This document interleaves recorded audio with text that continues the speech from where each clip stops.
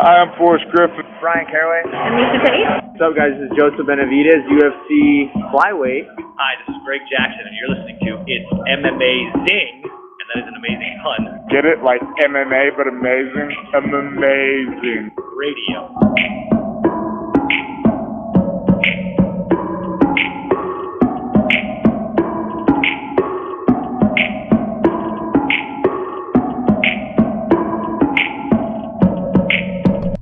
Welcome to It's MMAzing Radio. I'm your host, Dr. Law, end of 2021 edition. With me, as always, DJ Mark. What's up? Also joining me this week, Lavender Gooms. Everyone's favorite runner-up. Happy second day of Kwanzaa, guys. That's right. Happy Nice. second day of Kwanzaa. Mark, how was your Christmas, my friend, huh? What did you get anything cool? Huh? Did anything happen for you that was nice?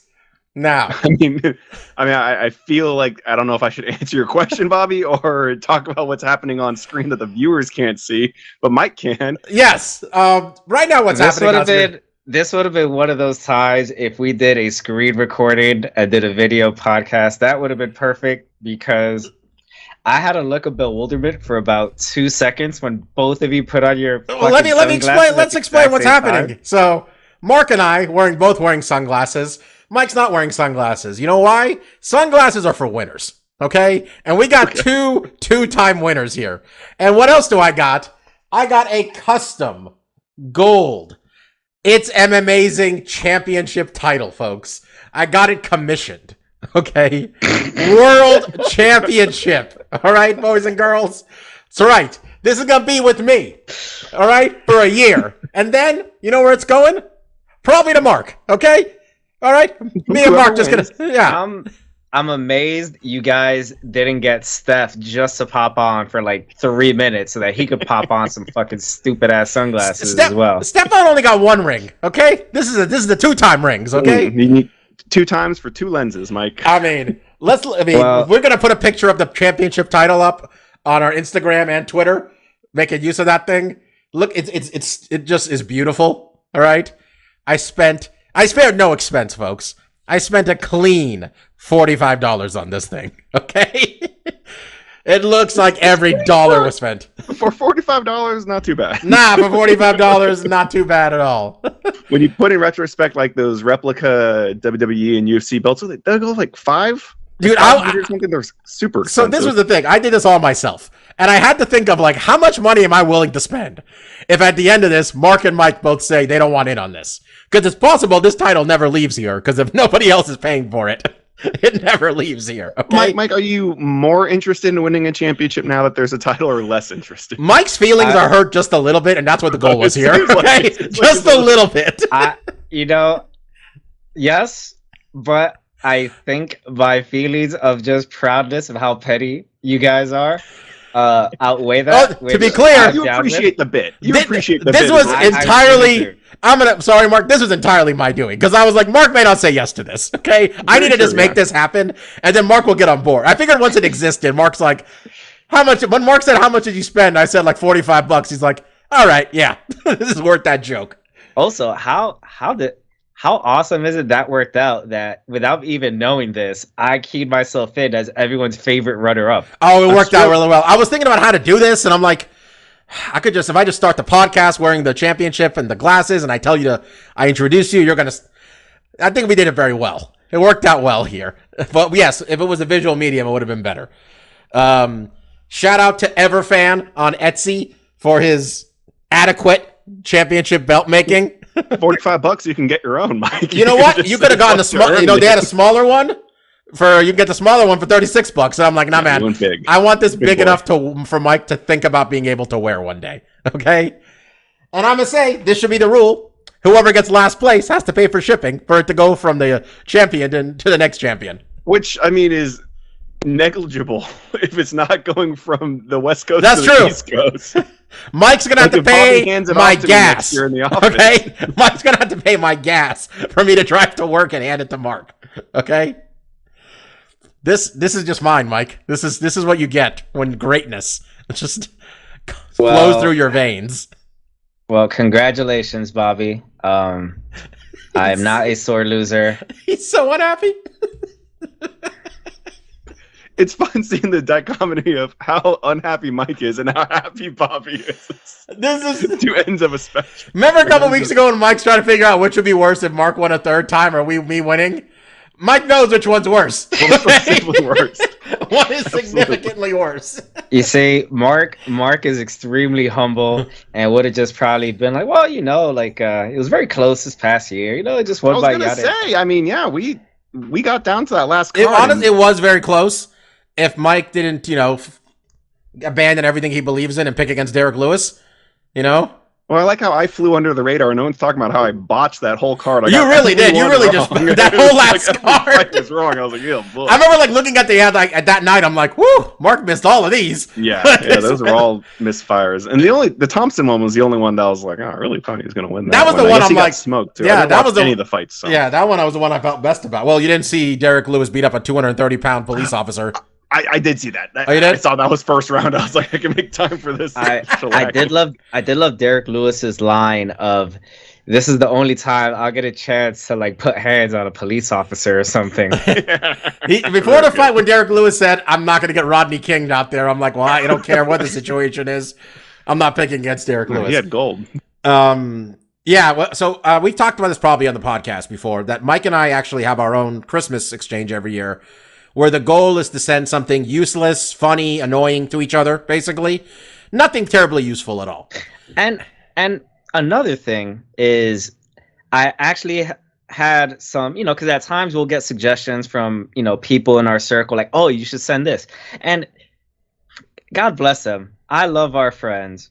But at times they don't seem to understand, what the point of this exchange is. Where Too practical? No, where, God bless her. Our friend's wife, I think, suggested sending tampons or something. Okay. Yeah, okay. that's just too not far. Too far. Exactly. Where it's Bobby and I have never even truly talked about the rules, but it's no. They're and she's like, oh, but that's extremely useless. I'm like, yeah, but remember one year? That's not it. One year you just mailed me a MAGA hat, I remember. And I remember you were disappointed in yourself. Because you're like, I really phoned this one in. Because this was not enough. And this year, so we had this contest, and this year I knew, Mike had a down year last year, if I remember correctly. And I knew you were going to come strong. So my gift this year, while I thought it was okay, I knew, unless Mike fucked this up, I probably am not winning. So I purchased Mike, and we've talked about him before on the podcast. I purchased him an Eddie Kingston sweater that said, D's Nuts. It was a holiday sweater. D's Nuts roasting over an open fire. It doesn't look bad. Mm-hmm. If it didn't say Eddie Kingston, I don't think Mike would be even a little bit annoyed by it. Now inform me and the listeners, who's Eddie Kingston? Eddie Kingston is a professional wrestler that everybody seems to love except Mike. And I contend it's because it reminds Mike of everybody he grew up with, basically. Okay, I needed that. I needed that connection to kind of see. I had a lot of Eddie Kingstons growing up in junior high and high school. Yeah. For sure. Exactly. And don't get me wrong. I don't know if you did this on purpose, Bobby, but when I first saw it, I thought, oh, wow, this is a very thoughtful gift by Bobby, because in gift exchange of 2015, I got him a customized Planters jar that there was a card that said, I want to give you something near and dear to my heart, Player Pimp. And on the thing, it said, These Nuts, right? I did think about that after the fact. Before I ordered it, I'll be honest. I didn't think about it before I ordered it. But before I got to you, I'm like, oh yeah, we did do this. When I was looking at our history. So at first I thought, oh wow, this is kind of cool. And then he's like, keep reading. And I read the bottom of the thing, and that's oh, fuck you. I hate Eddie Kingston. Yeah. And I just watched AEW Dark Elevation tonight, and he was horrible as a commentator. Oh, he's great on commentary. What are we talking about? I'm pretty sure he made a joke at Ty Conte's expense today on Dark Elevation. So maybe people will finally learn that he is a dirtbag, how I think he is. Where it's TJ going against Ryo Mizunami? No, Emi Sakurai and Diamante, and at one point he goes, yeah, you see, she's a cheater. He knew what he was doing. Okay. Well, she wouldn't be the cheater in that equation. It's Sammy. And Anyway, back to the point. So, and Mike won this year by sending me a fucking unicycle. All right. Once I saw how heavy it was, I'm like, Mike, really? By the way, $100 is really pushing the financial limits of this thing. By the way, like, I'm just saying. As our disposable income grows more as we get older and more mature, the more ridiculous gifts are going to be more and more expensive, and I'm okay with that. I'm going to commission a painting of Eddie Kingston punching you in the face. Yeah, so Mike got me a unicycle. With the screws were missing some of them, which would have been, it was even funnier if it was on purpose, but it wasn't. So I'm getting a proper unicycle, and I'm gonna get the other one working too. So Mike visits, we're gonna get our unicycles together. You'll be happy to know that when I got on the phone with Faya from Amazon today, she asked me like, "Oh, where are you sending it to?" I'm like, "Well, same place. Like, send the replacement to the same place I sent the first one, to Bobby Rajabi at blah blah blah in California." Mm. And she asked me to spell your name. I'm like, all right, Bobby, whatever. And then she goes, "Oh, so we need to verify." She wasn't very clear, because at first she goes, "We need to verify his account." To which that leads to me eventually yelling at poor Faya, like, "Why the hell do you need to verify his account? I'm the one that paid the money for it. Why don't you verify my account?" No, wait a second. My account's already been verified because I'm fucking calling you right now. And then she goes, "Oh, well, we still need this." And I go, "Yo, what?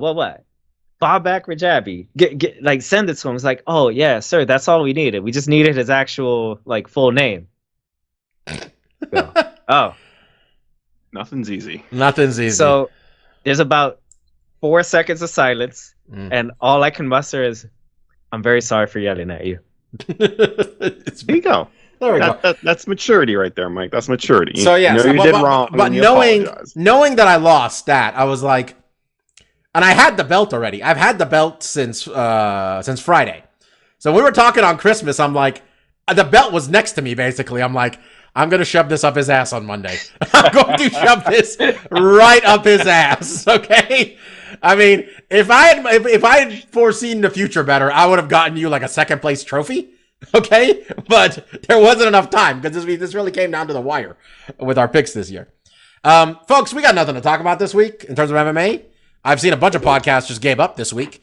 Ariel's not interviewing anybody. The co-main event podcast is just doing their version of stuff we like. So we're just gonna kind of free flow it today. We're gonna talk about things this year we really enjoyed. Talk a little bit about what we got for Christmas this year. Some shitty Christmases we've had in the past. Maybe at the end we'll talk about a couple of New Year's resolutions. Mike and I will probably talk about our favorite wrestling matches this year. I think Mike watched more wrestling this year. Mike watched more actual wrestling this year than any year before. I'm saying actual wrestling because I watched a lot of. I went to one wrestling event. No, I meant like on TV. Ever. You didn't go to actual wrestling. Mike got into professional wrestling, not just sports entertainment, if you will, because, well, apparently it's different. We learned it's different, I guess. Even though it says wrestling in their company name. But anyway. So yeah, let's just, I don't know. Mike, you want to just lead it off, I guess?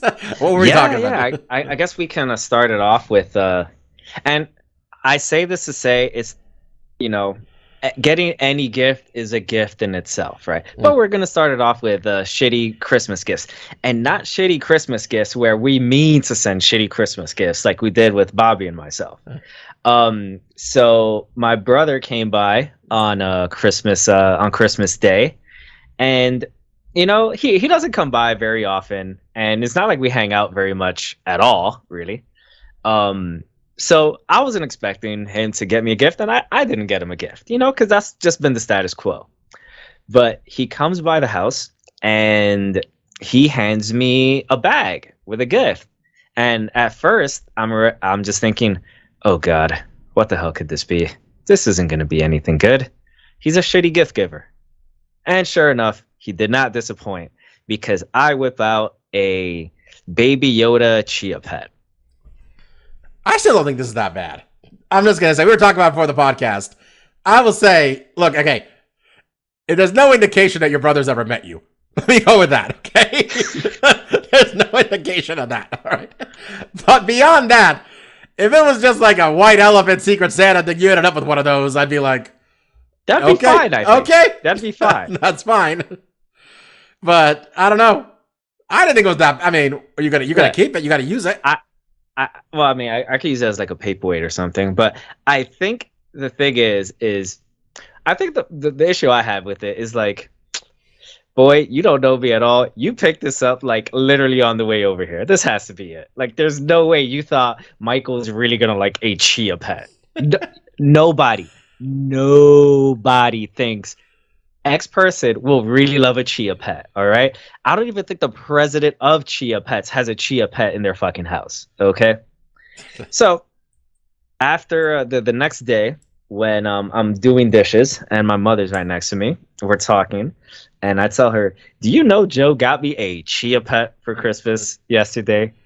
She starts laughing, and she tells me, "Michael, stop being so mean. All right, it's the thought that counts." I wait a beat, and I just tell her, he should have thought harder. See, that was the PG version. Mike definitely said the motherfucker didn't think. I think I understand better now, Mike. It's the lack of creativity or insider thought of the gift, and like you said, I think you summed it up well when it seemed like maybe he was at the drugstore and he saw this and he was like, "Oh shit, I got to get Mike a gift. It's either a thing of Twix or this chia pet that's right here at the cash register. I'll go with the chia pet." Because I think the Twix would have been better, you know. Because I mean, like me and Bobby's reaction was like, "Oh, it's not great, but like I get it." You know, Baby Yoda, it was hot a couple of years ago. You know, it's not out of the realm of what's hot and new. Mando's starting this, not Mando, Boba Fett starting, which doesn't have Grogu in it, but yeah, it didn't seem like the most egregious. And just so you guys know, so you don't think I am Mr. Not Give Gifts, even with such a shitty gift, I still felt like, well, I owe him something. I don't want to owe anyone anything. So, you know, he took off his hat, and it looks like this man hasn't gotten a haircut nor a shape up in at least a year. So I brought him to the room, told him, "Yo, you look like shit. Let me give you a shape up." And, you know, he likely went home, you know, to his lady, and his lady was probably like, "Oh shit, yo, Joe, what's going on? You looking right today. Oh shit, that forehead is looking lined the fuck up. Look at them arches. Oh shit." So, Mike, if I understand correctly, you did not get your brother a gift. This haircut was in retaliation, but in a kind-hearted. It was not a bad haircut. You did him right. But my understanding is there was no thought at the cash register when Mike was at the drugstore thinking, "What could I get, brother, for Christmas?" No, because here's the difference. Look, I would rather no present at all than a shitty, thoughtless present. Okay. Yeah, by the way, my brother and I have a real solid don't get at each other anything policy with Christmas. I like that relationship. Until 2 days before Christmas, my mom's like, "By the way, your brother bought you something." And in my head, I'm just like thinking about the other day where I showed him this. I'm a cast iron pan enthusiast. Just put that aside, okay? Mm-hmm. And I was showing him this old cast iron pan that I saw for sale, this old Wagner number 10. And I was telling him, oh man, that'd be really cool. And then immediately I was just like, I tell my mom, I'm like, "He bought me the fucking pan, didn't he?" And she's like, "I can't tell you what he got you." And I'm like, "Okay." And then he told me himself, like 20 minutes later, he's like, "Hey, I bought you a pan for Christmas." I'm like, "Fuck." And I got to buy him something. I bought him a Mitchell and Ness Warriors pullover sweater thing. All right. Nice. And, you know, your brother gets you a dope ass cast iron pan. My brother gets me something that will never leave the box. Fair enough. How about you guys? Any shitty Christmas gifts that this isn't Christmas. You're willing to put some names on? This isn't Christmas, but this might apply to people who you're like first generation, and you got people visiting from the old country sometimes, and like they want to bring you something because they're visiting your parents, and they're like, "Oh, your parents got these people got some snot-nosed kids. I guess I should get them something." And like, they don't have to get me anything, okay? But sometimes it's just like, the number of like Marshalls, cologne, deodorant gift sets that still had that they just recently peeled off the $16.99 sticker off of, okay, that I collected over the years. I mean, I got like at least 4 different like passport holders, and my brother's just like, what am I, fucking world traveler? He's like, he said, I'm 10 years old. My mom holds my passport. And then what broke us is some lady got him a keychain of a shoe. Like, just a shoe. And my brother and I went to his room, I remember, and we laughed for about 45 minutes, just crying laughing. I mean, look, I'm not a big gift person or Christmas person in general. I'm not big on this. Is not my favorite holiday at all. I got some stuff I appreciated, but this isn't my holiday. But yeah, I mean, gifts are always nice, you know. At this point in your life, if someone's gonna if you don't know, just get someone a bottle of liquor, man. Yeah. I mean, even if someone just get them a bottle of whiskey, a decent bottle of whiskey, get them a decent bottle of bourbon. No one's gonna. Even if you don't even drink that much, you'll appreciate it. Give someone a bottle of wine. Even if they don't use it, they'll give it to somebody else. They'll re-gift that or something. You can never go wrong with liquor. Okay, unless they're alcoholics. Know a person well enough not to buy them liquor if they're an alcoholic. But that's just my feeling. To be fair, and I'll throw this out here for anyone who's going to give me a gift. Don't give me alcohol because I don't drink. So like that really, I mean, I get it. It'd be a Mike scenario where it'd be like, you got me something, but you don't know me at all because like I don't drink. This but like it's not doing me any good. But I think that is generally a safe bet, Bobby. No one's gonna be offended. It's not useless. Yeah. yes. Most people will at least be like, okay, well, I'll have this in the liquor cabinet, and occasionally when we're having people over and they want drinks, we could bust this out. It'll get some use at some point. Oh, they'll be like, this is a nice. Like, you have a nice I have a nice bottle of whiskey here. Kind of lost on me. Maybe this guest would enjoy it. Anyway. Sure. Yeah. You got anything, Marcus? Yeah, I guess a couple like stories I could tell. So we would usually do Christmas Eve with my mom's side of the family and Christmas Day with my dad's side of the family. And the worst Christmas gift I got was from not my grandparents, but my cousin's grandparents that I wasn't directly related to. And, they both passed away. They were a very sweet old couple. But obviously, just like for me personally, especially at the time, I think I was around like teenage age, so like 12, 13. And one year they got me and my 3 other boy cousins. They got us all yo-yos. And I was seriously like, yo, what the fuck is this shit? But wait a second though. Okay. When we were 12 or 13, yo-yos were back in vogue. Yeah, these weren't Not for Mark. cool. Yeah, one, never for me. 2, these I think this was past that yo-yo because I do remember they had like the light up yo-yos and all this stuff. This was past that. I think when at 12, 13 that ship had sailed, and I remember her telling us like, all right boys, like why don't you show us all your yo-yo tricks? And I was like, the fuck, I can't get this thing to go up and down. I got no tricks. What was the name of the thing they put in a yo-yo? Like you had yo-yo have to have this thing so it could stay down. It was like a part.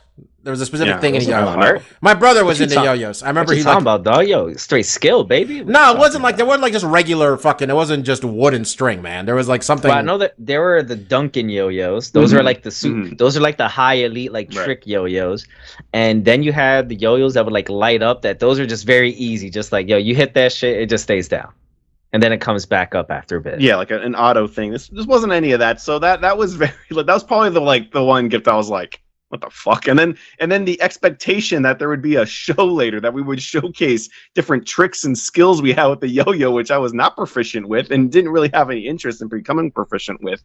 But hedging off of that, I think so for me, like that, going to my cousin's house was always fun to hang out with my cousins and play on their computer because they were big PC guys and they had all like Half-Life and all the cool games there.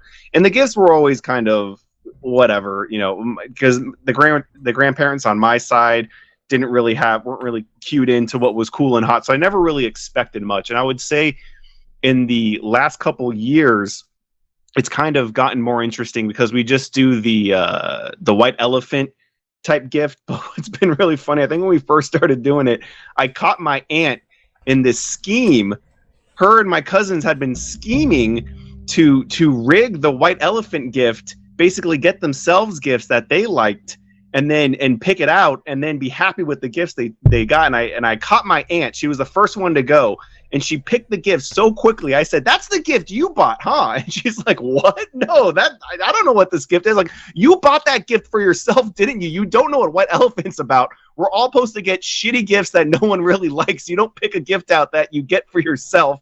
And she's tried to play this game multiple times with me. Well, she'll try to like, "Oh, I'm going to pick this gift." And I was like, "I know you know what's in that gift." And I steal the shit she wants back. So I was like, "No, you don't understand this game. It's not about getting what you want. It's about we all get shit we don't really want." I like the Warzone that is Mark's White Elephant Exchange. Oh, I caught her red-handed, Bobby. She didn't realize it. I was like, "You can't play this game. This is not how this is played." Okay, we all end up with something that is neutral and non-offensive, and no one's really happy. Okay, you can't play these games with White Elephant. Well, we got a Secret Santa contest.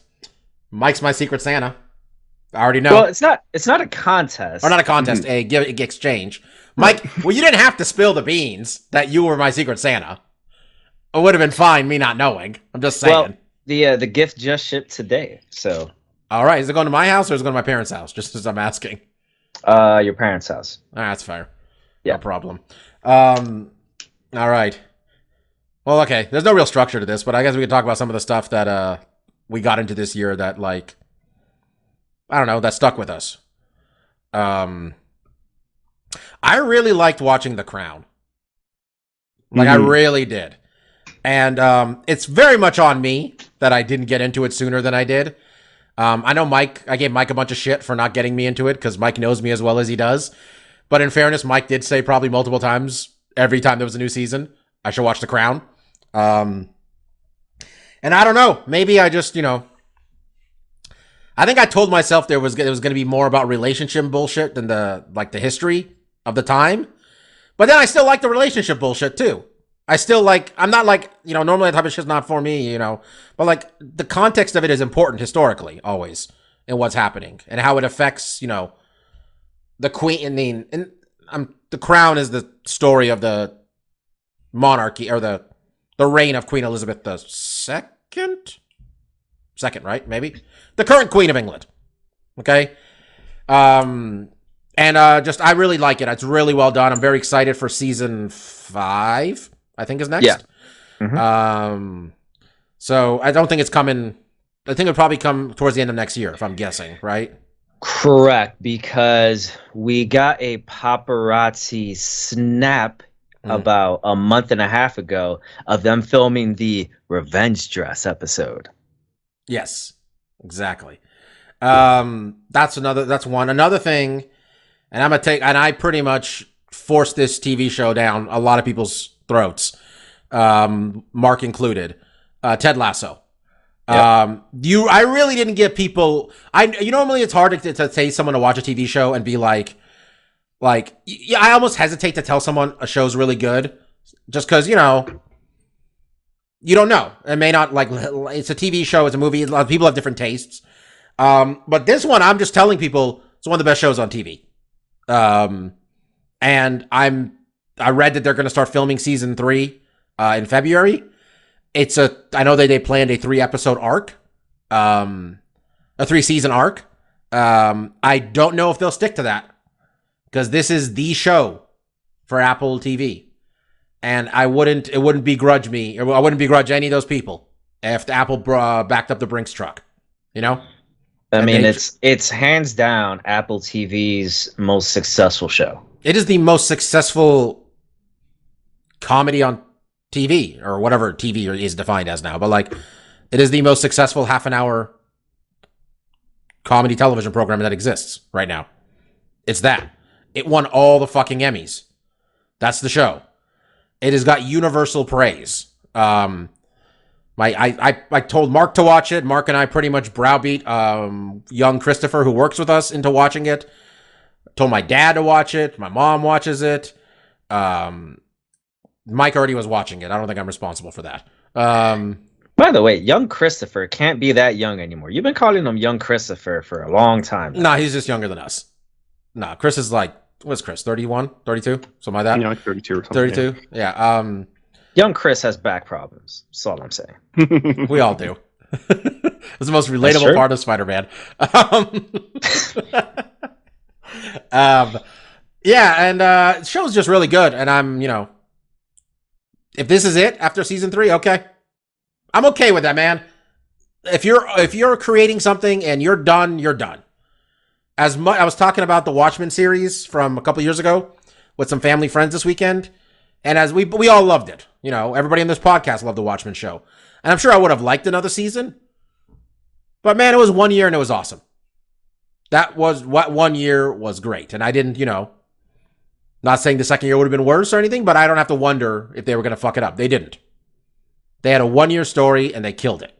So if Ted Lasso calls it a day, at the end of this, that's cool with me. And shout out to Mark and you guys also for recommending Harley Quinn to me. I've watched those 2 seasons like 5 times at this point. Oh, jeez. Mostly, that's an exaggeration, but I've watched it a few times at least. And King Shark, played by Ron Funches, is one of the funniest characters on television.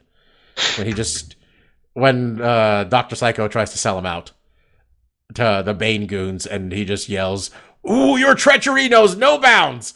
I've used that line multiple times to people who don't even watch the show and they get confused. So it makes me happy. But yeah, that's some of the, I was pretty much focused on shows. That's the stuff I will continue to watch. Marcus, you got anything that you watch this year that you think really is going to stick with you? Yeah, I mean, I think mostly for something like this, like you mentioned, a show that I wasn't already kind of tuned in on, because, I mean, yeah, I think all the Marvel stuff has been great this year, but I was already looking forward to those a lot. So I did mention it a few weeks back, and it probably has been the show I enjoyed the most this year has been Joe Pera Talks with You. And that wasn't really off a recommendation. That was purely just looking through HBO Max and looking at a thumbnail and being like, I don't know, this seems like it could be fun. And giving it a shot and kind of just, and I think that kind of organic finding a show can be very impactful if it does stick with you. I've definitely tried other shows and they haven't stuck with me, but yeah, I think that show is very unique and special, and I've thoroughly enjoyed it. For Christmas, Christine got me the book Joe Pera just came out with, which is, I can't remember what it's called. It's basically a bathroom book for people that aren't peeing and pooing, but that are using the bathroom as an escape. And it's basically like a picture book. It's a one-sit read. It is a bathroom, like you finish this in the course of using the restroom, because it's not a very long read.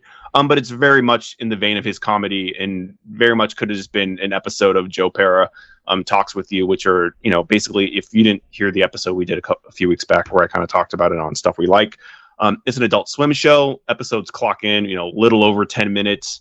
The basic concept is there's some core concept that is going to be the focal point of the episode, or so you think.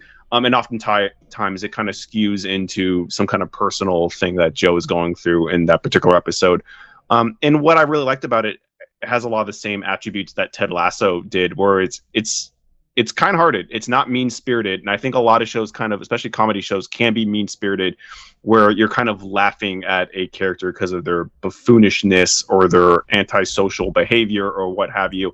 And this is really a show where it's really wholesome, and it's just fun and clever, well written, well acted, and overall it just gives you the warm fuzzies inside, which is something that I appreciate in a show. I don't think a lot of shows really strive to do that. I think it's kind of hard to achieve, but the earnestness of this guy and, what he talks about, and the situations he goes through and how he handles those is just really just like, it's just nice. It's just nice, wholesome, fun, good stuff. So it's been a pleasure to kind of come across this comedian and get to enjoy his show. I did end up just buying season 3. It hasn't been on HBO Max. I'm sure it will get on HBO Max soon. It just wrapped on Adult Swim, so maybe in the coming months they'll post it. I don't know what the turnaround is for that stuff, but yeah. When I knew season 3 was happening, I was like, oh, I'll definitely throw down $20 to Google Play to be able to watch this as they come out, because I really couldn't wait. And the book was an extension of that same type of humor. And I hope the show goes on and it's successful. And even if it doesn't, I'd be interested to see what Joe decides to do going forward. And Mike, I was a little interested because the other week you did allude to that maybe you started watching it, but I don't think I was on the episode after that. So did you end up watching it, and what did you think about it? Because I didn't hear that. I know this might be old news for listeners if you did cover it before. Not old news yet, and thank you for reminding me to give it a go. I still have to give it a watch. Oh, okay. You made a message on our chat that I thought maybe you saw it. I definitely, I think, like Bobby said, it's always tough, and we give recommendations literally every week, and I don't expect anyone on the show or listening to the show to watch or even attempt to consume all the stuff, let alone anything that we recommend. Just throwing it out there if you do see it. I do really recommend it. It is just something that, like Harley Quinn, I've watched it multiple times. It has been funny on many different levels. And I couldn't recommend it enough. Outside of that, I couldn't really think of anything that you're on the Lasso train, of course. Well, sure, yeah. No, Ted Lasso's a fantastic show. I was just kind of thinking of personal stuff that I got into this year. And the one thing that I always dip a toe into, and mainly just read, but have never really fully committed myself to the hobby. I get interested in Warhammer 40K from time to time, and I'll read up. I have a couple codexes that I bought from like half-price books for $8. Whoa. What the hell is Warhammer 40K? So Warhammer 40K is a tabletop army building game. If you ever been to like one of those hardcore board games, they probably have 40K stuff. It's a very popular war game, but it's basically it is, if you know what StarCraft is, it's basically the guys that made StarCraft wanted to make a 40K game and they didn't get the licensing for it. I mean, technically World of Warcraft and StarCraft, it was Blizzard wanting to make a Warhammer and a Warhammer 40K games, and they didn't get the licensing, so they kind of just pivoted off that and made their own. So it's very much in that vein. Space Marines, Space Orcs. It's basically in the far grim future of 4000 AD or what have you. There's nothing but war. Humanity has scoured across the universe, and there's aliens, and it's basically to kind of really sum it up. I've always thought 40K is kind of one of the coolest sci-fi properties that has really not been captured in pop culture yet. I mean, I think with the hardcore kind of geek nerd people, they know what 40K is, and maybe some people play it. It's an extremely expensive hobby. The 40K minis are very expensive. People take great detail to paint them in high detail. There's a ton of lore and books around it. And years ago when I finally kind of dipped my toe, and it was actually because, and this leads to a game announcement they made. About a decade ago, they made a Space Marine video game based off 40K, and I think that's kind of where I really dipped my toe in. And I love that game. I always wish there would be a sequel, and it never seemed like there was going to be until the Game Awards a couple weeks ago. They actually announced they're making a Space Marine 2, well after a decade after it's been out. But I think that's kind of what got me into the learning about the game. And it's just really like when you get into what the Space Marines are, and like they're basically like they create little Hulks and put them in Hulkbuster armor. And, they have these machine guns that are actually shooting missiles instead of bullets, and chainsaw swords, and everything that's kind of like badass and metal as fuck is kind of what 40K is kind of all about in their aesthetic. And it's always been this thing, like once I read up on it, I was like, damn, this shit is really fucking cool. And it's kind of a travesty. They've had many video games and many attempts to kind of reach a more broader audience, and it really hasn't connected. And I think it needs something like a television show or a well-produced movie, which would be tough to do because there's so much to kind of dive into and get used to. But it's a really badass, fucking awesome universe that still hasn't really caught on. And I'm not going to be surprised in the next decade when they do land a Netflix show or some type of movie and kind of do get into the, subculture of, pop culture and geek culture. It's not that big yet? I mean, it's big, but it's only big within a limited, because now geek culture is pop culture. Comic books and video games and all that stuff is as big as anything else, as far as pop culture goes. But 40K really hasn't. I mean, it's gotten more popular.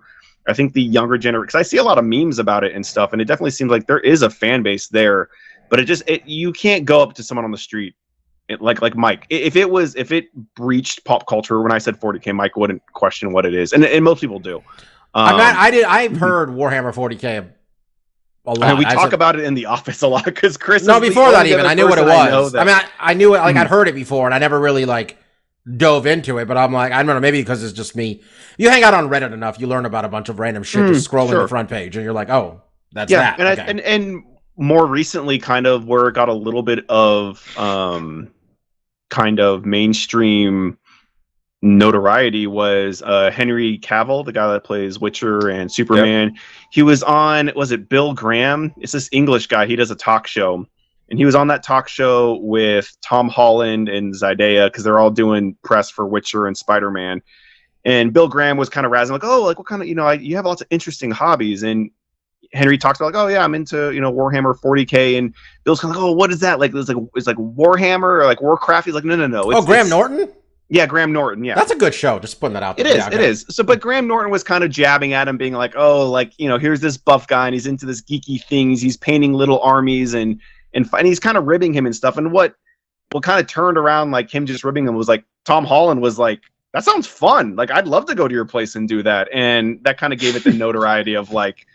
It's not just like the basement dwelling people that are into this stuff. And when I finally read into it and kind of read like, what goes into like these armies and the factions and what stuff and all that, it was just like, oh, this stuff's actually really fucking metal and cool and badass. And I always thought like this could be potentially reach a much greater audience. It just needs that vehicle to kind of get there. So yeah, I've been reading up on 40K stuff. And every now and then I kind of dip my toe in.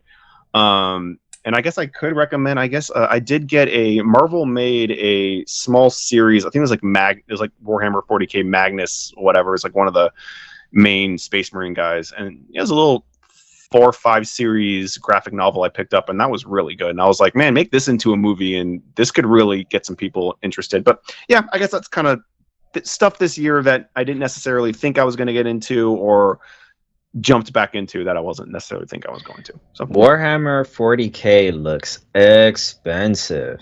Yeah, based off what I'm seeing here. Yeah, you build these armies, and just to get like a little set of 5 Space Marines is like fucking $75. It's insane, and you need like 8 of those to make like a little army, and then like even to play. Then you have to have a huge table that has all this terrain and shit, and you need a lot of space to play it. And the rule sets are kind of crazy. You're rolling tons of dice. I got into a couple YouTube channels. I think there's 40K in 40 minutes. They kind of cut down, and the sessions take like 3 to 4 hours. So it's a huge investment, and I have not invested actually playing the game, just reading up on it. I've always really enjoyed it. Yeah, so that's some interesting stuff this year. I kind of dove back into. Well, I guess that I think that leads into one of the first things I want to talk about. That can't really say I got back into it this year. I've tried to, but life and trying to move out took precedence over it. But one day during the summer, I was out with one of my oldest friends, Jose, and he was one of the nerds I played Dungeons and Dragons with when I was a kid, and we were maybe about 5 rum and cokes in when we were like, yo, we should totally get back into playing Dungeons and Dragons. And in the middle, like when I got home in the middle of the night, I drunkenly bought all of the core books. That's right, I remember. And I've bought a lot of the things to eventually get back into playing it. It's really just more a matter of finding the time to do it, because go figure, you have a lot less free time when you're 36 than you did when you are 16. What's up, Bob? I'm imagining this does exist. Does the technology exist for you two to play together? There's like I mean, not the technology, but like, is there a way for you to? Because Mark plays like somewhat regularly. It's a lot harder to play online. It really. To at least also when I played, YouTube wasn't even a thing yet when I was 16. The last time I played I was 16.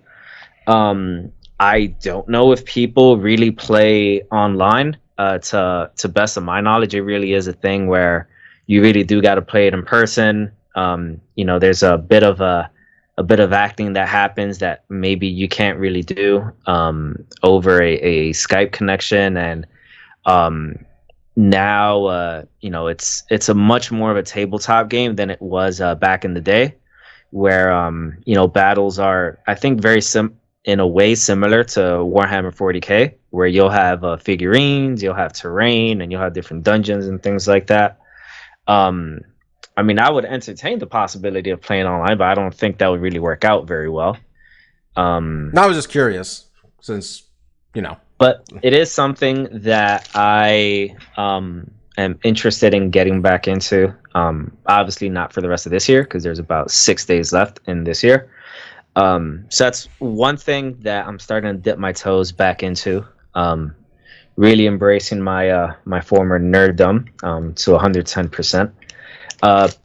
One thing that this is basically the biggest stuff I like from this year. And now I don't go more than 2 days without using it, but I am fully invested in the scoot life now, man. I Nice. love my scooter. I embrace the fact that I look like a fucking dork with my helmet on. And look even more like a dork because I have way too much hair for the helmet I have.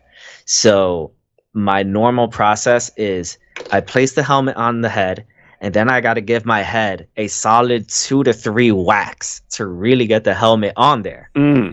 Because I have too much hair. I love that pretty much anything within a 3-mile radius, I don't take the train for now at this point.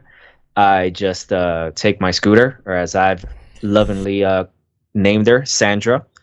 I take Sandra to any place. I've started to really get reckless with how I ride Sandra, where I'm just weaving in and out of traffic now. Now that I've gotten really comfortable riding her. Oh, this is gonna end well. He's got the helmet, though. He's got the helmet. It's not going to protect his legs and arms and torso, but... But yeah, I really, really love it. Even rode Sandra all the way to my apartment, my future apartment in Queens. This past Friday. Nice. I learned that uses up maybe about 50% of the power to get from my parents' place over to my new apartment in Queens. So I think I will eventually, sometime in the new year, invest in a e-bike at this point. As well. So I really, if I don't have to, I don't want to take the train. So I'm basically finding any reason to eschew having to take the train for my morning commutes. So I will probably get an e-bike as well to complement my e-scooter. I don't want to say I've gotten into podcasts this year, because I've been listening to podcasts for God knows how long at this point, and doing one for the last decade. But one particular podcast that over the last month I have just been binging, and I think I said it as a stuff we like at the beginning of the month, was American Scandal. They have so many episodes that I've just literally just had that podcast on for the last month, and I don't even think I've gotten through half of the episodes yet. So I think to that vein, I've really started to get into, besides American Scandal, I really started to get into more like American history podcasts from the 20th century. Yeah. And I'm really starting to dive into being an old man. So Are you digging That's this nice. season of Slow Burn? this season of Snowburns with Rodney King, right? Yeah. I've listened to every episode as Are it's you- come out. I'm not getting much out of this. I'm not learning much. I don't know. Maybe I did. Not that I don't. I I don't feel know, also though. I wasn't like. Sound like you're a little racist then. Nah, man. What Like I you maybe. trying to say? I don't know. Maybe I just like I've seen enough of the stuff. None of this stuff is new information to me. I don't know. I like maybe it's not like I live in LA either. I'm from up here, but like I feel the Rodney King stuff is not. I'm not getting a lot of depth here. I agree with you. I don't think there's nearly as much to dig out on the Rodney King stuff as some of their previous seasons. Like the David Duke one, I didn't know shit. Yeah. and maybe I'm just applying it to my own blind spots of knowledge, but like, it's not like they're giving me a lot of detail about these motherfuckers in the Rodney King one also, where I'm like, yeah, there was a trial, and they fucked it up, and then here we are. And like, I was like, yep, that's, and there was, like, the whole thing about there being, like, tension between the Korean shop owners and Yeah, we knew the that. African American community. It's like, we knew that, and they're like, their reasoning for explaining it is just like, oh, they, the Korean shop owners came here and they build homes here and they're like, they had businesses here. Like, that was like a sentence. And like, that was it. Like, I don't know. I'm not learning anything. I think part of it is you have likely seen, 5 to 10 documentaries on the LA riots. There's also that when the LA riots happened, you're what, 6 or 7 years old. I don't remember it, but like, you live in California, so it's probably something that's a lot more prescient for you as well. Mm-hmm. So I think we've had a lot more exposure to the LA riots and Rodney King, as opposed to David Duke. All I knew about David Duke was he was a Grand Wizard. Yeah, but even like, didn't you think like the Clinton one? Like, we lived through the Clinton impeachment. I felt I at least learned some. I don't know. Maybe I was just enjoying that we actually interviewed Linda Tripp. That was wild. But like in general, I thought the Clinton one was like, I knew everything more or less. I thought going into that, and like, maybe not every detail about it, but I felt like gained something out of that. I feel like I'm getting like, I'm not coming out of this. If I told someone to listen to this podcast, I'd be like, you don't have to. I mean, if you did listen to it, you don't listen to that season, whatever. Like so far, I think it's over. Are we done basically with it too? I think it was. I think it's also. I mean, the Bill Clinton one. I mean, we're talking about the U.S. president. We're talking about a ton of political intrigue. We're talking. We're talking about literally one of the biggest scandals of, the 20th century. It feels like they saw that like police brutality has been a real hot topic. I mean, a lot of times they pick their topics based on what's happening recently. So obviously, they didn't pick David Duke by accident, obviously, with Trump out there, right? I mean, but like, I just felt like they were just like, okay, well, we should talk about this because, we talk about, George Floyd, and now we'll talk about Rodney King and yada, yada, yada. But like, I don't know. I don't think they did that good of a job. Basically, I think there was more. I think if there might have been more out there for us to get into like a little bit of it. But they're just like describing the news footage we've all seen of the poor son of a bitch who got pulled out of his truck and got a fucking brick slammed on his head. Like literally just describing that. Not every season can be a monster season. It's not bad. It's just, I don't know. We're talking about, you mentioning history podcasts, and that was one we both listened to, and I was just like, anyway. Yeah, and I think just one last thing is one of my New Year's resolutions from last year was I wanted to get back into running, and specifically I set a goal to run 500 miles this year. And having a concrete number made it like, all right, if I'm telling myself I have to run 500 miles, this is not something I can just do, like the last 3 months out of the year. So like, it was something that I actually had to plan for and dedicate. Like, I have to run X number of miles each month. If I don't do X number of miles, then that just means I have to run more miles average the rest of the year. So that kept me honest. And sure enough, I was able to run at least 40 miles every month. The first 3 months were really hard because I was not in shape for running anymore, and it was fucking January in New York City. So you can imagine, and I hate running on a treadmill as well. So you can imagine just how brutal it was running outside. But I was able to complete the goal, and I really enjoy running again, and don't like going more than a few days without getting some type of running. So good on you, man. That's great. Yeah. All right. What's your match of the year? You guys are watching wrestling this year. I don't want to. I'm thinking one is hard. I don't want to go with, I think, the obvious ones. Like, I'm not gonna go with Bianca Belair and Sasha Banks. I was even thinking about that one. That one can easily be a top The moment match. was better than the match, but it was good. It was a good match. This might not be on a lot of people's number one, but for me, it's gonna be the unsanctioned lights out match between Thunder Rosa and Britt Baker. That was badass.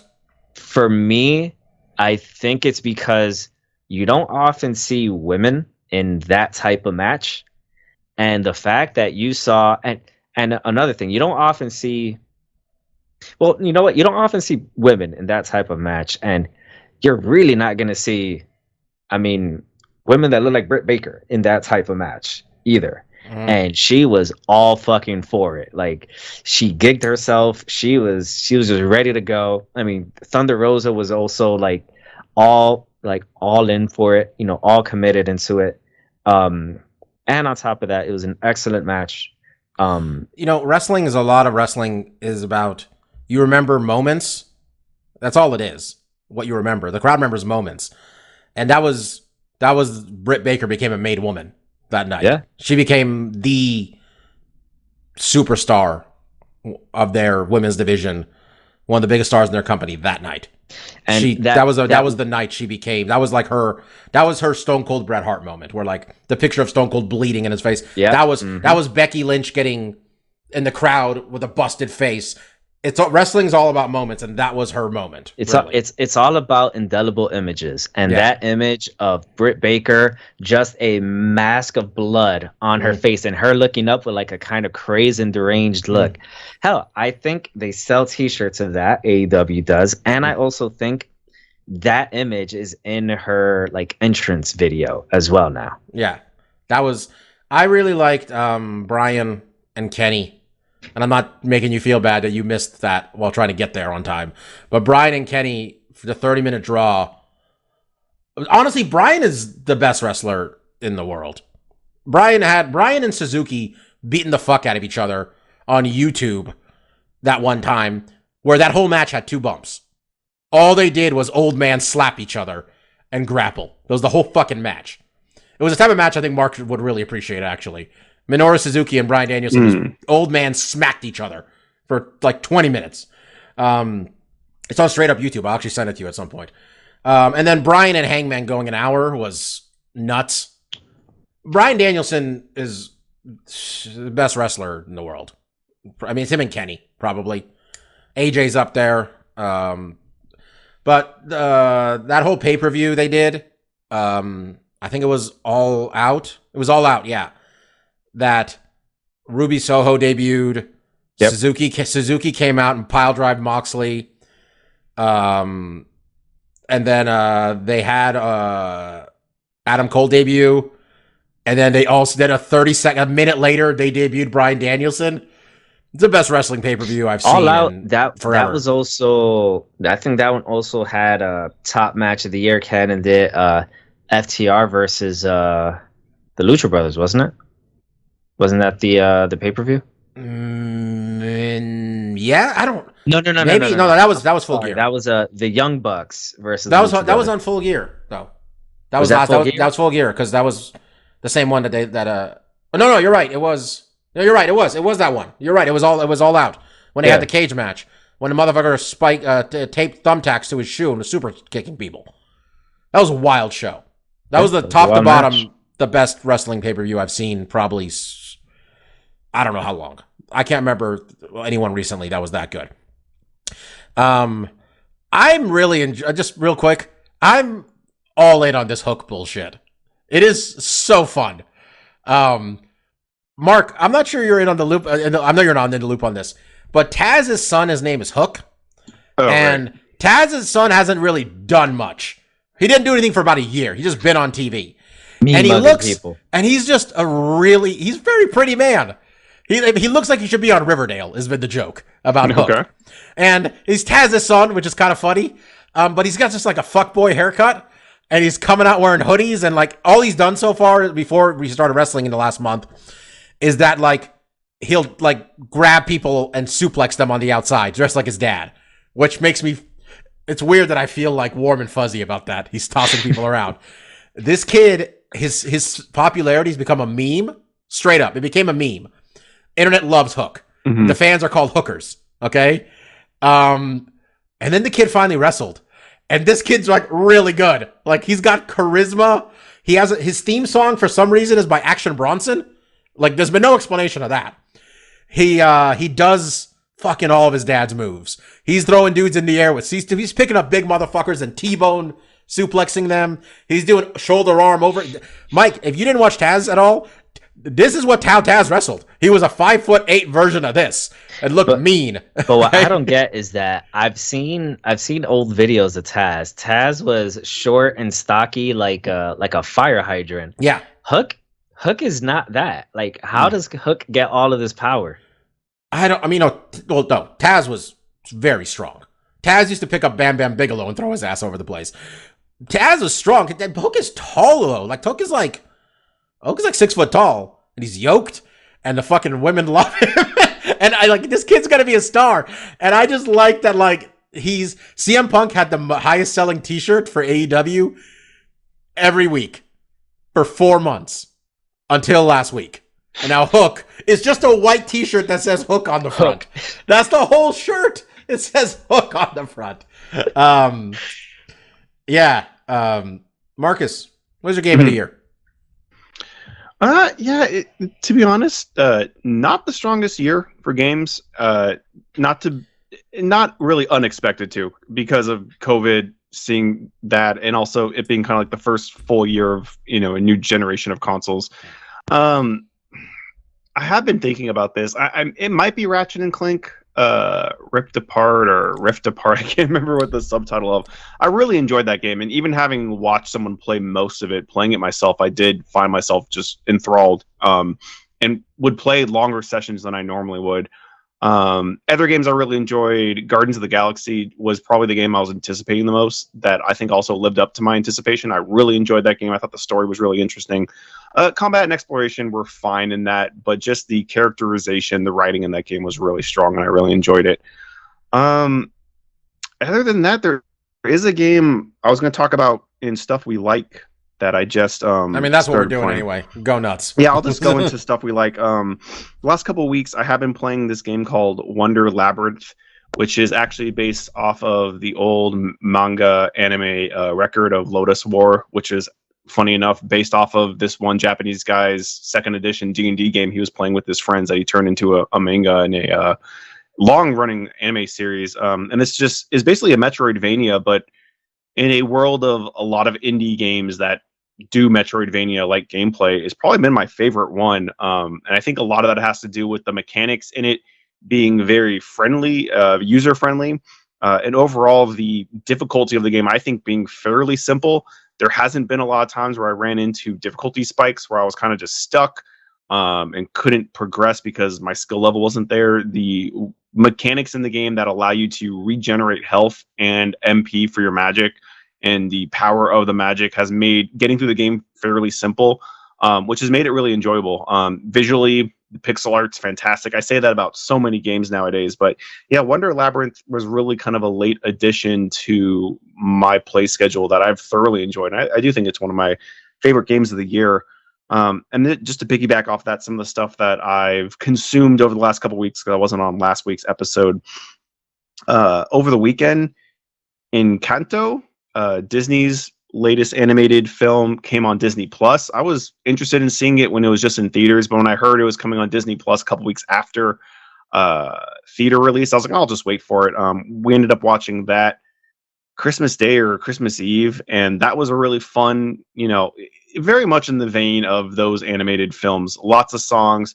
And the one thing I told Bobby that I was really impressed with, if this is the case, the main character is voiced by was it Rosie? I always get her name wrong on Brooklyn Nine-Nine. Rosa. I don't know if she's doing the singing as well, or if they got someone else, but there's a lot of songs, and if she is doing the singing, that's a ripple of talent I didn't know she had. So that was a really enjoyable flick. There's a couple Pixar movies I've missed out on that I want to catch up on because they are on Disney Plus, but Enchanto was on the service. I picked it up. Really enjoyed my time watching it. I mentioned this show a while ago. A Hulu original show now, Letterkenny, had been gone for a couple years because of COVID. They just released their 10th or 11th season. I think it was just on Sunday. And I've really enjoyed that show, and it really hasn't missed a beat after COVID or anything like that. It's a fun sitcom that is lighthearted, very much about kind of the backcountry of Canada, which is really, it was a show that I remember seeing trailers for and advertised, and it really did not seem to be my cup of tea. And then once I gave it a shot, I did really enjoy it. And I've been enjoying this new season. I think we're like 3 episodes in. And then lastly, I did pick up this game I saw trailers for a couple months ago. It came out a couple weeks or maybe a month ago, and I didn't pick it up. It's on sale now on PSN. It's called Backbone. It's also on Xbox Game Pass. And this is another kind of, I mean, it looks like it should be a point-and-click adventure game, but from playing it, it seems like it's a much more just narrative-based game where you're kind of picking dialogue choices. There's not a ton of the point-and-click mechanics where you're getting different items in your inventory and using those items to solve puzzles. There is some light puzzle solving, but it's mostly has to do with your conversations and the dialogue options that you pick. Again, another game that has fucking fantastic pixel art. I say that all the time. It really becomes almost ambiguous, and it's hard to really just, articulate how beautiful some of these games are. But yeah, Mike, you had a question? Just quick interlude to your, I think, open thought on whether Stephanie Beatrice, aka Rosa, aka Mirabel Madrigal, if she sings the songs. Based on Wikipedia, Mirabel doesn't have a singing voice person credited, so it looks like it's probably, it looks like she does it. Surprised. I don't think they do that a lot. They usually do get voice actors that are going to be able to do all those performances, but it was fantastic. I really enjoyed it. I mean, I think with Disney, especially with Frozen, they're looking to have hit songs for kids to sing over and over again, and that was a really impactful film. Back to Backbone, it's kind of a detective noir kind of game, and it takes place in a world where basically everyone's anamorphic animals. So all the people are different types of animals. You play as a raccoon detective, and there's all kinds of race things depending on what species you are and stuff. And I'm not super far into it, but just visually and the writing in it has been really strong, and I really look forward to playing more of it. So that's what I got this week. So yeah, that's it. Very nice. Did we talk about Hawkeye last week? We did, didn't we? We did. We did? We talked about Hawkeye and Spider-Man, didn't we? Spider-Man, right? But I wasn't here, so I don't know. I think we talked about Spider-Man. Hawkeye had not had its You're right. It wouldn't have finished yet. Yeah. So we didn't talk about Hawkeye. Hawkeye hadn't had its finale yet. No. It happened on Wednesday last week. Happened on Wednesday. Yeah. The show's on Monday. It happened last Wednesday? Mm-hmm. Yeah. And this Wednesday starts Boba Fett. They really got them back to back. Ended real fast. Yelena was the best part of the not Scarlet Witch, the Black Widow movie. Is the best part of this show too. Yeah. Close second. I really came around with this on this dude, the stepfather. I remember the first episode or so. The stepfather. I was telling Mark, I'm like, this dude is comically evil. Like it's a joke how evil they make him sound, like Arch. And then episode 3 or so, I'm like, oh, this is intentional. Okay, I'm starting to get into this guy. Then towards the end, I'm like, oh yeah, they're leading into this dude. And then he just became the Count of Monte Cristo at the end, fucking fencing motherfuckers in the street. I was like, I would watch a show with this dude. This guy, I want the sequel with this guy. Yelena, though, fucking Florence Pugh's such a good actress. Yeah. Because I've seen her in 2 fucking things. Both Scene of them. Stealer. Slam dunk. She killed the fucking Fighting with My Family movie. Okay? Just killed it. This movie, this show and the movie, if they do a second season and she's not in there with Kate Bishop, well, we're just wasting our time here. What are we doing if she's not in it? They are their chemistry together is excellent too. Just what it was from the first scene with the macaroni and cheese thing. That was just hilarious to me from that point forward. I was real sure Kingpin was dead when he got hit by a fucking car. I'm like, is that it? Did we kill him already? We're done here? Show ended fine. I think overall it's probably my second or third favorite of the series so far. Of the live action ones, I didn't finish What If. I think. There's only been 3 live action, right? 4. 4, yeah. Loki, WandaVision, Winter Soldier, Captain America, yeah. That's 4. And then this one, yeah. Yeah, first is Loki. WandaVision probably second, because Agatha really, I think, pushed it over the top for me. that whole montage about with Agatha really pushed that. That was one of the best things that Marvel's Catherine done. Hahn just does it for me, just normally as well. She's just good at everything. Yeah. And then this one, and then probably not that the Captain, not the Falcon and Winter Soldier, Falcon and Winter Soldier was bad. Mhm. It's just I could have not watched it. It felt like I've been fine. There's nothing of consequence. I felt. I mean, maybe something will at the end with whatever Homeboy turned out to be at the end with Elaine from Seinfeld. What was the character's name? Yeah, I don't know. Fake Captain America's name. Yeah, What US character did agent become at the end? and U.S. yeah. agent. and Yeah. Maybe that whatever comes her in name becomes is. something at the end, but like, this was really good. Hawkeye was good. My only gripes with Hawkeye is that Yelena didn't come in until episode 5, and we only got an episode of Kingpin. Was I supposed to believe what's his name is Catch an Arrow good at fighting? What's his name? Kazi? Yeah, I don't know. I'm like, what? I guess in the comics, Kazi is like a badass, but we didn't get that from the show. being a badass and catching an arrow is a whole different fucking can of worms. Like, I feel like they go hand in hand, Bobby. You can't be a badass if you can't catch an arrow. I don't know if like Black Widow could have caught an arrow or Yelena could catch an arrow. No, of course they can, Bobby. Yeah, they of can course catch they an arrow. can. They're Of course badass. they can catch Of an course arrow. they can. Type of I don't fucking know. question is Yeah, that? I don't. Some people didn't like the. Stefan isn't here, but Stefan remarked he didn't really dig the away Kingpin. Yeah, I talked to him about it. I mean, I do think some of the best parts of these shows have been their introduction of major villains that are probably going to be prominent in the MCU. Kingpin, obviously Kang from Loki, and Agatha. I think those shows stood out more so because they did have interesting villains. Whereas the Falcon Winter Soldier with the super soldier serum, like their story just wasn't compelling. Them as villains didn't seem nearly as compelling or interesting as what we got here. And Steph was kind of what he conveyed to me was that he was a little disappointed that like Kingpin wasn't as like violent and as like aggressive, I guess, in this show that he was in the Daredevil series. Mostly like, when you finally saw Kingpin kind of like flex his muscle, he crushed a dude's head in a car door. And, he kind of said like, oh, I think they Disney-fied Kingpin to a degree. And I can definitely see his point, but like what you said, Bobby, is I think they tried to convey just how badass he was by how fucking tough he was. Like you said, when he got hit with the car, I too was like, oh, that fucker's dead. He just got demolished by an SUV. Like no one, and then like the next scene, it doesn't even look like it knocked him over. You're muted, Mike. Bob, so I'm talking right over Those Netflix shows were infinitely more violent than anything in the MCU, though. Too like. Fucking Daredevil, this motherfuckers were getting stabbed in like into a minute of Daredevil, like real violent stabbings and shootings. Yeah, a lot more blood. I mean, Jessica Jones, season 1, I remember with he was in season 2 too, but season 1 with Purple Man, Kilgrave.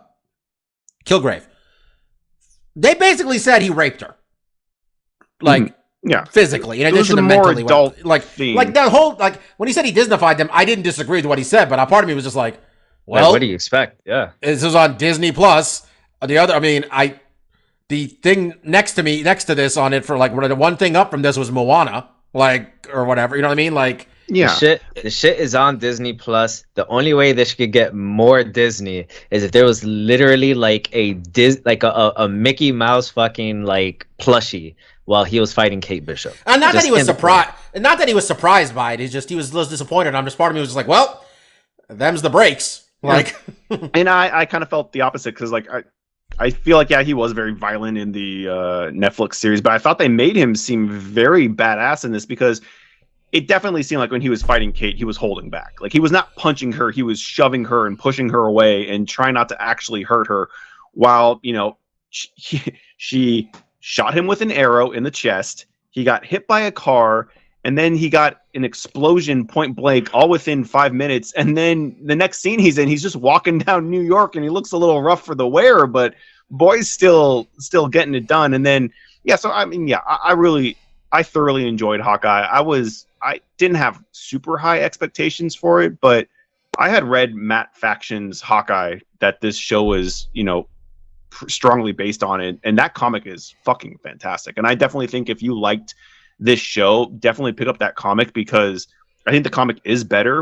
And I think especially if you like Lucky, one of the best issues of that comic is they have one issue where you just follow Lucky, the dog, and and the way they kind of survey like how this dog understands things and how he sees the world and how he helps and stuff is really interesting. It just makes for I was honestly kind of expecting an episode where it was just going to be Lucky and they were trying to replicate that issue. It would be really hard to convey the things that they can convey with like thought bubbles and stuff in a comic to an actual like, full like 30-minute episode. So I totally understand why they didn't do it, but I couldn't, recommend that comic more if you saw this series and thought like, oh, this was really cool.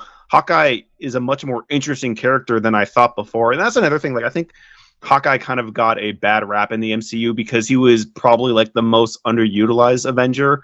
But I also felt when he was used in the films, there were always really strong scenes. Like, I thought he had really strong scenes, especially with Wanda, when in Age of Ultron, when he's telling her like, this is crazy, I shoot bow and arrows, you move stuff with your mind, like this is all insane, and he kind of gives her the pep talk. And a lot of and then what he did in Endgame, which I thought was really cool, that they brought his Ronin stuff back in the series. I love the opening of this series where they show the original Avenger, Battle for New York. The play with Rogers, there's a lot of stuff that this show did extremely well, and that's why I also think it's one of the better ones.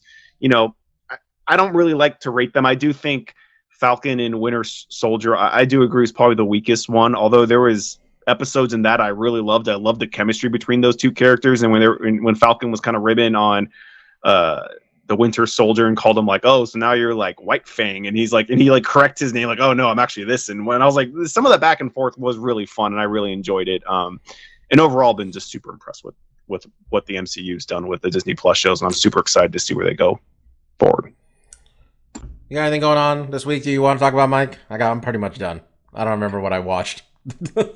Ooh, man. I recommend frying a turkey, people. If you have the means, deep fried, or some deep fried turkey, just if you're safe, it's not that bad. It's not that complicated. Yeah, I mean, I think just frying any food in general, it's always a good deal. Yeah, not too much for me this week. One thought that Bobby had after the weekend when we watched No Way Home was, his thought was, so I need to watch Venom, huh? To which I told him I haven't watched either of them, so I don't know. I've heard good things about them. And Mark has a look on his face. I haven't heard. I know. Mark talked to me about this already. Yeah. Did you end up watching any of them, Mike? I ended up watching both of the movies during the Christmas weekend, and I was entertained by the movies. I thought I wouldn't like them just because it was a much different Venom take. There was no Spider-Man. Mm-hmm. So I was very interested in how they were gonna make the movie, and I liked the dynamic between Eddie Brock and the symbiote. They really made both of the movies more of like a dark comedy where I was laughing every time the symbiote spoke, because the symbiote, they made it out to be a comedy, but the symbiote is just a murderous little shit that wants to eat everybody, and Eddie Brock is just trying to keep him from doing that. Both of the movies. Yeah, and we like Tom Hardy. We were generally a pro Tom Hardy podcast. That's true. Yeah, he's a great actor. So I just haven't heard. I have not been personally that interested in watching the films when they are on some kind of streaming service, and I have the time. Maybe we'll see, but I've not seeked them out. Can make a jaunt over to Canadian Netflix, brother. That's what we're gonna do. I'm gonna be in Vancouver watching it. Here's the thing I enjoyed the best about them. Considering I wanted to watch both movies in one weekend, I really enjoyed that both of the movies are extremely short. Oh, that's nice. Venom, Let There Be Carnage clocks in at a crisp 90 minutes. Nice. That's a plus in my book, actually. All right, so we didn't talk any MMA this week. Next week we're gonna do our year-end awards. If you're, trying to get your MMA fixed this week, guys, Tenshin Nakazawa. Or is that his name, right? Tenshin Nakazawa? Something like that, yeah. Tension. I just call him Tension. We're on a first name basis.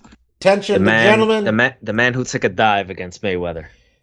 Mike is a very negative person. Come on, That's why son. he'll never be son. That's why he'll never be That shit champion. was a dive. Fuck you. That's why he'll never be world champ over here. I'm just gonna have this belt around anytime I slam Mike for the next year. He's taking on the legend, the not dead Takanori Gomi. That's because earlier today I told Bobby about this. And he's like, "Isn't Gomi dead?" And I was like, "No." And then Mark was like, I'm sorry, Kid Yamamoto passed away, not Takanori Gomi. Kid did. But like, I'm just gonna say the possibility that Gomi was dead is not. Fucking 800,000 people died in this country, man, this year from COVID. Anything is possible now. But Gomi against Nakazawa. I'm gonna get this kid's name right. Tension. Let's call him Tension. Tenshin Nakamura. Nasakawa. Sorry. Nasakawa. In a mixed special rules bout. Sure. Which really means boxing with Superman punches and spitting back fists allowed. Why doesn't boxing have those just regular? That's a fair question. Why can't I throw punches barred in this boxing? Why can't you throw a Superman punch in boxing? Why can't I understand about the back fist, but why not a Superman punch? Why can't you throw a back fist? If I hit you with the glove, that should be fine. No, you can't. In boxing, you can't hit him with the back of the glove. That is why not? But a Superman punch, you are hitting. I don't know, Mike. You are hitting with talk part to of the commission. Jab, no, legitimately. Why? What's the logic? I mean, maybe you guys. What's the logic of not hitting someone? Yeah, I can't pimp slap somebody. Is that what the logic is? They don't want to. Doesn't want to be offended. I mean, it is just a move that is barred from happening. Just like you can't step on someone's toes and stuff like that. Can I give you a hammer strike to the forehead? I don't know if you can. I don't know if you can. I don't know if you have to only punch in a conventional way. Look, if we're throwing hands, okay, we're throwing hands. Like, I don't know. I'm just saying. By the way, I gotta assume a hammer fist to the forehead. I think that might be just more. I don't know. I'm thinking more. I want to see like a Macho Man axe handle, the running axe handle. Just get the guy with that. By the way, update on the Chael Sonnen situation where John Jones tried to claim Chael Sonnen hit a woman. No. Oh yeah. Chael Sonnen was defending his wife and then beat 5 people up while doing so. So Chael Sonnen remains undefeated. Undisputed. My man's wife had to have been so appreciative that night, all right? My man got birthday sex and it wasn't even his birthday. What do you mean? He was in jail. When he got released on bail, right in the car, he got himself some birthday sex. Do you think after fighting 5 people, Chael was in the mood for that? Chael's more of a man than all 3 of us. All right? That's right. He's just some drunk scrubs. We've seen Chael's testosterone numbers, man. That's true. Now he's not drug tested. You don't think that dude's juicing up when he's doing his little videos? I think tied to this, Ariel Helwani's tight with Chael. They're like friends legitimately now. And Ariel is putting all the great clips of Chael over the years. And I forgot the bus thing I didn't forget the bus thing, but like feeding a carrot to the bus. And I remember when he coached Tough Brazil, and Vanderlei somehow ended up like, I remember when Chael had to tell Vanderlei, trying to explain like, Vanderlei, you're supposed to be the good guy. You're not doing this right. We can't both be bad. This is not how this works. He says, I'm the one insulting your country. You're coming off terrible. Chael P. Sonnen, guys. People used to say would be the guy taking over for Dana White. Would have been interesting. Dana's gonna die in that seat. Yeah. Why would you stop getting paid that much money? It's all lies, apparently, about the UFC fighters not making enough money. That's whatever. We didn't talk MMA this week. It's fine. Mike, you want to throw a New Year's resolution out there before we call it a day? Yeah, So, I think I really actually started listing out New Year's resolutions last year. Because I always feel like people will say, "Oh, like I'm gonna do this," but then you don't really do anything about it. So that's me. I've always found that when you actually write something, you're really more committing towards it, and also you have a visual reminder as to what you promise yourself you'll try to do this year. So I have a list of things, but I'm really just gonna really narrow it down. I think to the big ones. So I think this year, rather than I think I'll keep up with the running motif. Rather than Nice. 500, do 550. Nice. A sub resolution of that is I want to run a half marathon at some point this year, just to see if I can. I think it'll be interesting to do. And then just two other things, I think really big things that I want to do is one of the resolutions that I didn't do last year, just with life getting in the way, is I really wanted to focus more on my Japanese lessons, and I wanted to take what's called the N4 exam this December. That didn't happen, so for re-putting that resolution again this year, and I'll really try and dedicate myself to learning more of the language. And then another resolution that kind of went on the wayside last year is I want to learn how to sew. Oh. I told myself last year, well, I have a sewing machine in my room. Man's gonna sew himself a championship title. Oh, He's go never getting fuck this yourself. one. He's never getting this one, baby. Yeah, he's gonna find ways to work that in. Just any chance you get. At least, I mean, I just got the belt, so it was definitely gonna happen this week. So I told myself, well, I have a sewing machine in my room. I should try to get some use out of it.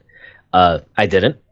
And now this year, this next coming year, I'll only have a sewing machine in a room where I live in for maybe the next 2 months, maybe 3 months max now at this point, since I'll be moving out. So this, gives me more of a time limit for me to learn. So I'll have to ask my mother to give me some lessons. She'll probably give me some raised eyebrows as to why the hell I want to learn how to sew. But I figure, why not? So those are some of the just the big resolutions that I'm looking to do this following year. This man's got real goals defined.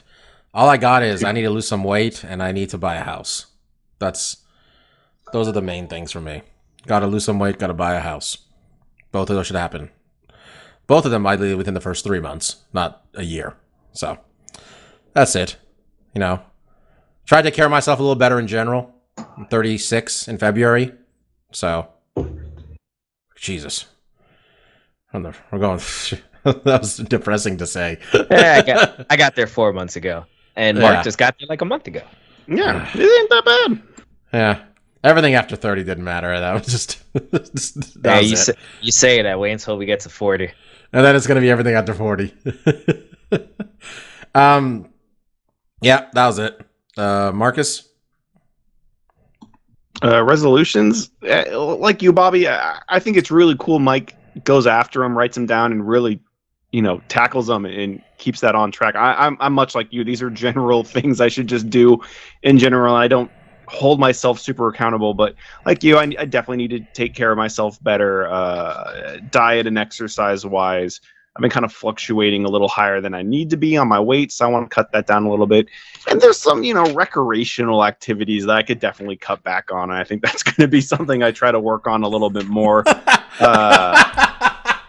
again, it's the same time, I was like, I like living my life, and I like eating my greasy food and sitting on my butt. So we'll see, how much headway I make in those departments. But those are things that I need to kind of tighten up a little bit. So it's kind of what I'm looking to do in 2022. All right. Well, everybody, I've been saying get vaccinated for a while, but now I'm saying if you didn't get vaccinated now, I don't care about you anymore. You got get 3 boosted. shots to get now. Yeah, you got to get that boost. You got to get that booster, man. We're all getting Omicron. It's Omicron Fest 2022. Apparently, Mike probably has Omicron. Something like a third of the people who live in Manhattan tested positive for Omicron. But he's off the subways now. He's not on even the the people. Not a 33%. Not even a 33% positive rate. Just of the existence of human beings in Manhattan, a third of them have Omicron. Not a funny matter. I'm sorry, but you know what? It sounds like it's a little milder for those of us who had the common sense to get vaccinated. Even more so for those of us who got boosted. Take care, man. It's 2022. We're still doing this. Let's not be doing this in 2023, huh? Yeah, we will be. People are idiots. I mean, It's been a real fun past few months, I felt. I was really enjoying myself here in the Bay Area. Just saying. We got like 85% of the population vaccinated here. Just saying. Just get that shot, man. It's not that hard. You know, ask them to give you, it's just, if you go to CVS, they give you a coupon. You can't use the coupon on beer, but you can use it on snacks. You can use it on snacks. Okay? And that's all CVS is good for, really. Snacks and beer. Anyway. I was Dr. Law, your 2-time champion. You're reigning and defending It's MMAzing champion. I got the belt to prove it. Mm-hmm. That was DJ Mark, another 2-time champion. That's true. The other guy was Lavender Gooms. I'm a 2-time runner-up. He's a contender. He's a contender. He's doing good. He's doing his best, folks. Let me tell you guys something. I've come in the top 4 every year we've had this competition. He's not always hitting the podium every year, but he's in the top 4. I can't wait till Mike, just law of large numbers, wins this thing. And he's going to see Bobby paid $45 for this soft ass. It's going to be a little disappointing, you know. I think he's going to build it up in his head. He's going to get it. And be know what? If this podcast made money, I would have, gone into the It's MMAzing bank account and been like, guys, we got to spend some money on some metal here, on some steel. I was going to say, leather. Notice how Mike wants to learn how to sew. If he also put a resolution to win the belt, he could take the belt, customize it with his own sewing skills, but that was not a resolution of Mike. Mike's resolution was not to win the belt. You know what? This belt, to learn how to sew and run a marathon and take care of himself. We should have done more customization. I should have put a picture of me on one side, of you on the other side, Mark, as the 2-time champions. We can commission Mike. Once Mike learns how to sew, we'll commission him. We'll make a pretty penny off it. I'm sorry. Mike's like, it's 11 p.m. and these motherfuckers are rubbing it in. Anyway, I was Dr. Law. That was Lavender Gooms. That was DJ Mark. Hope you all have a very safe New Year. Yes. Hope you had a happy holidays. Mm-hmm. New Year's Eve, man. Motherfuckers try to go pro when drinking in one night. Let's all be safe out there. Home. Okay? Chill. Stay home if you're, just stay home, right? Stay home, baby. Get drunk at home. Play video games. See y'all next week. Peace out. Happy New Year. See ya.